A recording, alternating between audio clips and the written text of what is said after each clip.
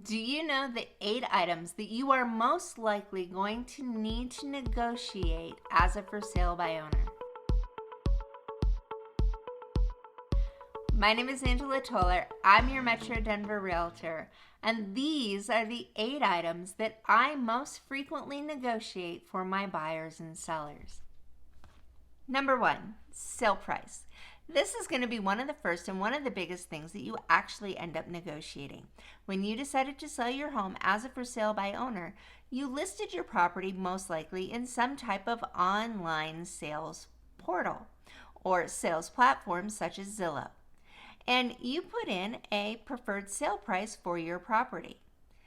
Now, one of the things that a buyer's agent will help their buyer do when putting an offer together is to come up with an offer price. And this price may not match your list price. And if that's the case, one of the things I recommend is that you reach out to the buyer's agent and you ask them how they came up with that number. Now, keep in mind the buyer's agent may not be able to tell you because they may not have permission from their buyer to have this conversation. However, if they do, they'll actually walk you through how they came up with the number, and this will help you better understand why the offer isn't meeting your hoped for or anticipated list price. The second thing that you're going to negotiate are dates and deadlines. So when you receive an offer from a real estate agent for their buyer, there's going to be a whole great big long list of dates and deadlines. Most of the items on here follow kind of a standard practice for how long each one of those timelines is to get each item completed. And you can look that up online actually. But the one thing you need to understand that's really difficult to move in terms of dates and deadlines is the closing date. There is a little wiggle room, but not a ton. And the reason for this is that date is usually driven by the lender, and typically they need between 21 and 30 days to be able to process the loan to then go to closing. So if you need that date to move around a little bit, make a phone call and have a conversation with the buyer's agent about how much flexibility there is in that date. And if they don't know, they'll call the lender and find out and get back to you. Another number you may end up negotiating is item number 3, the earnest money amount. Now, typically here in the Metro Denver area, we see earnest money amounts that range between 1% and 3%. Yes, sometimes that number goes higher. Yes, sometimes that number goes lower. But on average, between 1% and 3%. So if you've set an earnest money request amount that is significantly higher than that 1% to 3% range, don't be surprised if when you receive an offer, that number written into the offer is less than your initially requested amount. And again, if you have concerns or questions about it, pick up the phone and have a conversation with the buyer's agent. And they'll explain to you what's going on and why that number is different than what you initially requested. The next item, or item number 4, that you may end up negotiating are inclusions and exclusions of your personal property. And so personal property is anything in the home that's not attached to the home. So, for example, let's say that you have a kitchen and you built a custom table for the kitchen that's counter height because you needed extra counter space and you wanted it to fit with the flow of your kitchen. It would not be unsurprising when you receive an offer for the offer to say that they want that table to be included with the sale of the home. And mirrors, that's another big thing that we sometimes ask for if a mirror is a specifically fantastic size for a wall in a particular location. Okay, there are other things that also get asked for in inclusions, but those are kind of the big ones.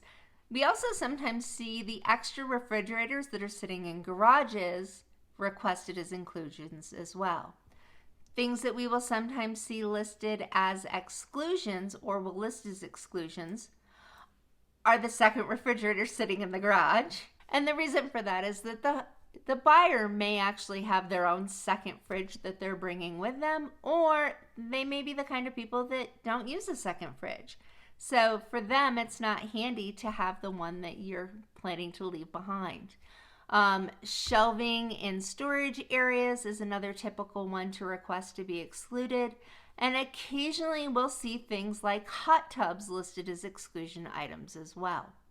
So again, just be aware that inclusions and exclusions may happen. These are negotiating items. So you can say yes or no to any of it or all of it. It's up to you. The fifth item that you're going to end up negotiating is closing costs. Now, you don't always end up negotiating this one, but it does pop up occasionally, and just be prepared and know that it's not unusual for closing costs to be requested as a negotiating item. Number 6 on the list is going to be seller concessions, and this is where you as the seller give up something to the buyer in exchange for keeping the price the same, most likely because there was something found in the inspection process. So to be a little more clear about this, it could be the seller will give a concession of $5,000 at closing. And the reason you may be giving the seller concession is, let's say that they found out during inspection that there's a problem with your heating system, but the buyer doesn't want you, the seller, to do the repair of the heating system. So I just wanted to throw that out there as something to be aware of. It may not be the heating system that's going to result in your concession, but be aware that that's something that the buyer's agent may ask you for. And if you have questions, again, pick up the phone, call the buyer's agent, and ask why they're asking for the concession. The 7th thing that you may end up negotiating on is the resolution of appraisal gap.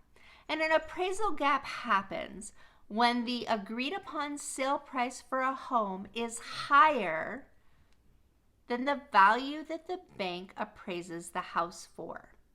And that difference between appraised value and sale price is called appraisal gap. And when this happens, the buyer has 2 options. They either have to bring the difference of appraisal gap to closing in cash, which they may or may not have, or they have to work with you to bring the sale price of the home down so that it's closer or at the appraised value of the home.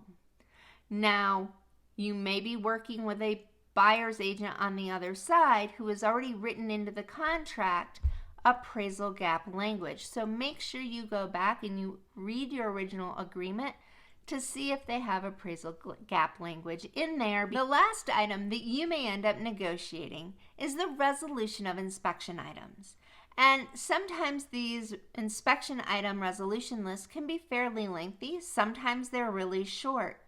But the biggest thing that you need to understand is, what is your goal? If your goal is to get across the finish line and get your house sold, then you're most likely going to say yes to more of the You're more likely going to say yes to more of the inspection items. However, if you've decided that you're having a hard time with where things have been going and the negotiation process on your home, you may be more inclined to say no to the inspection items and see how the buyer chooses to handle it and whether or not your saying no is enough to make them walk away from the deal, or if those items are not important enough and they're still willing to proceed with the deal. But I hope you found this information to be helpful, and if you have, please like and subscribe to my YouTube channel. Have a fantastic day.